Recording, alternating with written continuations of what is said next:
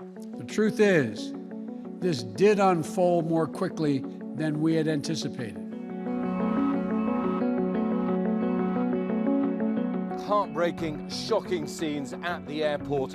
We now understand that it has reopened after those chaotic scenes, and planes appear to be taking off and landing. We can constantly hear the sound of them in the air, so far without any problems, but of course there are still thousands and thousands of people desperate to get on those planes and get out of here as the Taliban solidify their control of the city. The flight from Kabul in one stark image. A US military cargo plane reportedly carrying 640 men, women and children, all fleeing Afghanistan for their lives as the Taliban seizes control. Desperate crowds had been rushing the runway, trying to get on board planes, even clinging to aircraft as they taxied for takeoff. Reports of at least 7 deaths so far. Thousands of Afghans desperate for their turn. People who risked their lives to help the US mission. Baha Mahar, who worked with US forces for 5 years, came to America in 2020 on a special visa. But he's afraid for what the future holds for his relatives now trapped in Afghanistan. It's an uncertain situation. People doesn't understand how the Taliban will deal with them. The Taliban now guarding the only way into the airport and so far letting only foreigners pass. The group declaring they're in full control, setting up checkpoints throughout the city. This is our first time out onto the streets of Kabul since the Taliban came to power. There are pedestrians, there are cars, people on bikes.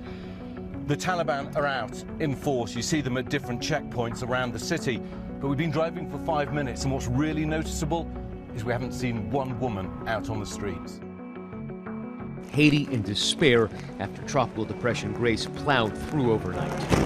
Rain and high-powered winds destroying these families' makeshift tents. Survivors drenched, clutching their belongings, attempting to save what they have left.